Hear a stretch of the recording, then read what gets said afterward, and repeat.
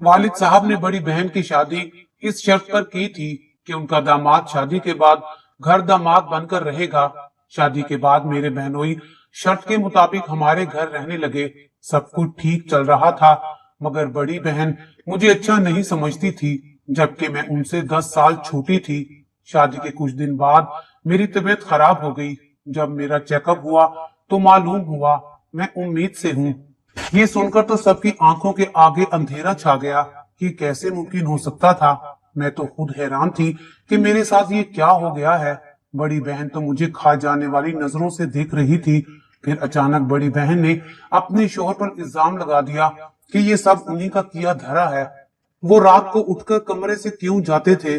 मेरी बहनोई ने कसम उठा ली कि ये सब झूठ है, मैंने ऐसा कुछ नहीं किया।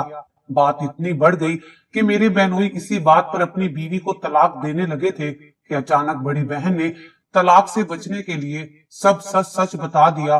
फिर जो उन्होंने बताया, ये सुनकर तो मेरे जिस्म से जान ही निकल गई, क्योंकि मेरी बड़ी बहन रोजाना मुझे, मेरा नाम फाइजा है और मेरी बड़ी बहन का नाम नाजरा है। वो मुझसे 10 बरस बड़ी थी। मेरी पैदाइश के वक्त अम्मी जान अल्लाह को प्यारी हो गई और मैं एक दिन की उम्र में ममता के साय से महरूम हो गई। वालिद साहब के लिए मेरी परवरिश बड़ा मसला था। फुफ्फो उम्र रसीदा थी, वालिद साहब के साथ रहती थी। वो बेवा थी, तभी अब्बू ने नाजरा की देखभाल उनके सपुर्द कर दी थी। लेकिन मुझ 2 दिन की नौजायदा बच्ची की देखभाल उनके बस की बात ना थी। वालिद ने मुझे खाला जान के सपुर्द कर दिया। मैं खाला के घर परवरिश पाने लगी। जब 15 बरस की हुई तो खाला जान बीमार पड़ गई। तब उन्होंने अब्बू को बुलवाकर कहा कि सुलेमान भाई, मेरी जिंदगी का कोई भरोसा नहीं, बेहतर है आप अपनी बच्ची को ले जाएं। अब्बू मुझे घर ले आए। उस वक्त बड़ी बहन नाजरा 25 बरस की हो चुकी थी। फुफ्फो अब भी साथ रहती थी, लेकिन वो ज्यादा सोशल ना थी। बाजी नाजरा का रिश्ता ना हो सका था और इस बारे में वालिद साहब बहुत फिक्रमंद थे। जब मैं अब्बू के घर आई, दिल में बड़े अरमान थे कि बाजी से मिलूंगी, मुझे देखकर बड़ी बहन खुश होगी और हम साथ रहेंगे, वक्त खूबसूरत हो जाएगा। यहाँ मामला उसके बरअक्स निकला। बाजी ने मुझे खुश दिली से कबूल ना किया। चाहिए तो ये था कि वो मेरा वालेहाना इस्तकबाल करती कि हम बहनें मुद्दत बाद मिली थी, लेकिन उन्होंने बदसलूकी शुरू कर दी। मैं हैरान थी कि ये सकी बहन कैसी है। शायद कि मैं उनको कांटे की तरह खटकने लगी थी। वो अकेले रहने की आदी हो चुकी थी। अब अपनी राजधानी में किसी की शराकत गवारा ना थी। नतीजा ये हुआ कि मैं भी बाजी से बदजन हो गई। अब वो हम दोनों से एक सा प्यार करते, तब बाजी जल जाती। वो हमारे लिए एक से कपड़े और चीजें लाते। मेरी बहन उन चीजों को जो मेरे लिए होती छुपा देती या खराब कर डालती। मैं रोती तो फूफी चुप कराती और समझाती कि सब्र करो और वालिद से शिकायत ना करो, वो दुखी हो जाएंगे। मेरे दिल में अपनी बहन के लिए जगह पैदा ना हो सकी और मैं उनसे दूर दूर रहने लगी। वो बुलाती भी तो जवाब ना देती थी, क्योंकि मुझे उन पर एतबार नहीं रहा था कि जाने कब क्या रवैया अख्तियार कर ले। मैं खाला के घर खुश रहा करती थी, उनकी बेटियां ख्याल करती थी, बहन जैसा प्यार देती, और सकी बहन का ये हाल कि मुझे देखते ही तेवरियां चढ़ा लेती, हकारत का इजहार यूं करती कि जहां मैं बैठ जाती ये वहां से उठ जाती या फिर मुंह फेर कर बराबर से निकल जाती। ऐसे नफरत भरे माहौल में जीना दूभर हो गया था। खाला के घर को याद करके रोती, जहाँ अपनायत और मोहब्बत थी, तन्हाई का जरा भर एहसास नहीं था। वो घर मेरा ना था, फिर भी मेरा था, और ये जो मेरे वालिद का घर था वो बाजी का था। हरदम ये एहसास दिलाती थी कि ये घर मेरा है, जाने तुम कहाँ से आ गई हो मेरा दिल जलाने को। उनके मुंह से निकले अल्फाज तीर की तरह लगते थे। आंखों से आंसू बहने लगते। सोचती आज तो जरूर अब्बू से शिकायत करूंगी, मगर फुफ्फो हर बार आड़े आ जाती कि बेटी सब्र करो, सब्र का बड़ा अजर है। ये सुन सुनकर अब तो उनकी बातों पर गुस्सा आने लगा था। मसला असल ये था कि मैं खूबसूरत थी और बाजी नाजरा मामूली सूरत की थी। मेरी नौखेज उम्र थी, लिहाजा जो मुझे देखता बेअख्तियार शक्लो सूरत की तारीफ करता, उस पर बाजी का जी जलता था, हसद महसूस करती थी। 5 साल ऐसे ही घुट घुट कर गुजार दिए। अब बाजी की उम्र ढलने लगी थी। अभी तक रिश्ता नहीं हुआ था। रिश्ता देखने जो आते उनकी बजाय मुझे पसंद कर लेते। ابو कहते कि नहीं, पहले बड़ी की शादी करूंगा, बाद में छोटी की होगी। इस जवाब पर रिश्ते वापिस हो जाते। एक रोज खाला मेरे लिए अपने देवर के बेटे सुल्तान का रिश्ता लेकर आई। वालिद ने उनको भी वही जवाब दिया। खाला ने कहा, देखो भाई, मेरा फायजा पर बहुत हक है। ये 2 दिन की थी तब गोद लिया था और 15 बरस पाला है। अब तुम ये रिश्ता नहीं ठुकराओगे। अगर अभी शादी मकसूद नहीं तो हम इंतजार किए लेते हैं। पहले बड़ी का ब्याह कर लो, फायजा का बाद में कर देना, मगर मंगनी अभी कर दो ताकि हमारे दिल को तसल्ली रहे। खाला का एहसान ऐसा ना था कि वालिद उनको नाराज करते। उन्होंने बात मान ली और मेरी मंगनी सुल्तान से कर दी। मंगनी के बाद हमारे सूने घर में बहार आ गई। खाला और उनकी बेटियां आए दिन हमसे मिलने को आने लगी। कभी कभी उनके साथ सुल्तान भी आते। सुल्तान को मैं अच्छी लगती थी। बहाने से आते, बातें करने लगते। मेरी खालाजाद बहनें साथ होती, रौनक हो जाती। रफ्ता रफ्ता मैं भी सुल्तान से मानूस हो गई। उनका इंतजार करती। हफ्ता भर ना आते तो शिकवा करती और खालाजाद बहन रबिया को पैगाम देती कि सुल्तान से कहो कि वो आए, हमारा जी उदास है। सुल्तान हफ्ते में 1 बार आने लगा। हम बातचीत करते। ये बात बाजी को बुरी लगती। सुल्तान को देखकर उनके चेहरे का रंग बदल जाता। नागवारी का इजहार करने लगती, जैसे कि उनके सीने पर सांप लौट जाता हो। रफ्ता रफ्ता नाजरा बाजी ने मेरा जीना हराम कर दिया। मुझे सुल्तान से बात करने ना देती, खातिर तवाज़ा से रोकती, हत्ता कि चाय बनाती तो गिरा देती। वो खुद तो घर की मालका बनी हुई थी और मुझसे नौकरानी जैसा सलूक करती थी। हर वक्त इस बेइज्जती, लानत मलामत को मैं कब तक सहती। सुल्तान से भी ये बातें छुपाती कि कहीं वो घर आना ना छोड़ दे या रिश्ता ही ना तोड़ दे। फूफो ने नाजरा को बहुत समझाया कि ये छोटी बहन है, इसके साथ ऐसा नारवा सलूक मत किया करो, मगर वो बाज ना आती।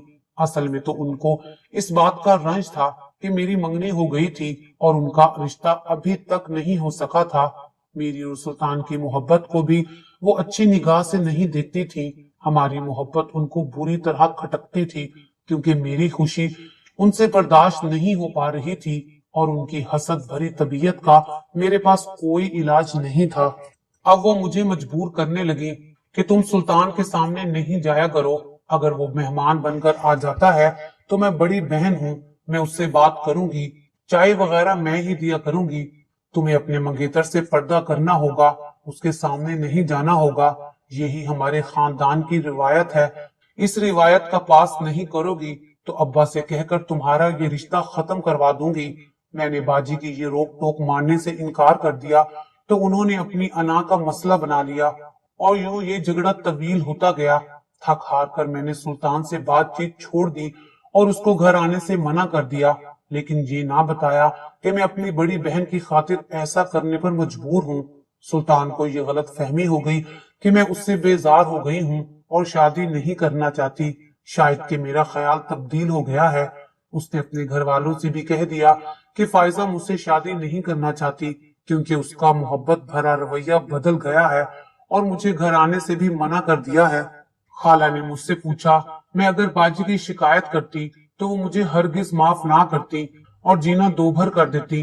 तभी कह दिया कि फिलहाल जब तक बाजी की शादी नहीं होती सुल्तान हमारे घर ना आए और ना उनके घर वाले आए, वरना उनकी बेइज्जती हो जाएगी। खाला समझी कि शायद मैं उनकी बेइज्जती करने का कह रही हूँ, क्योंकि बाजी का नाम लेने से खौफ ज़दा थी, लिहाजा मैंने गोल मोल बात कर दी। खाला को बहुत बुरा लगा और वो खामोश होकर चली गई। इस दौरान बाजी के जो रिश्ते आए वो लोग मुझे पसंद कर लेते थे। एक बहुत अच्छा रिश्ता था। अब्बू ने सोचा कि सुल्तान वाले तो रिश्ते से पीछे हट गए हैं, क्यों ना फायजा का रिश्ता इधर कर दूं। ये दरमियान से हटेगी तो बड़ी का मौका बनेगा। उन्होंने अमीर लोग देखकर मेरा रिश्ता जमान से कर दिया और मैं बुजदिली की वजह से अब्बू से ये वजाहत भी ना कर सकी कि सुल्तान के घर वालों का कसूर नहीं है, बल्कि बाजी के मजबूर करने पर मैंने खुद उनको रोका है और घर आने से मना किया है। बाजी ने भी वालिद साहब को यही यकीन दिलाया था कि फायजा सुल्तान से रिश्ता नहीं करना चाहती, इसी वजह से उन लोगों को घर आने से मना किया है।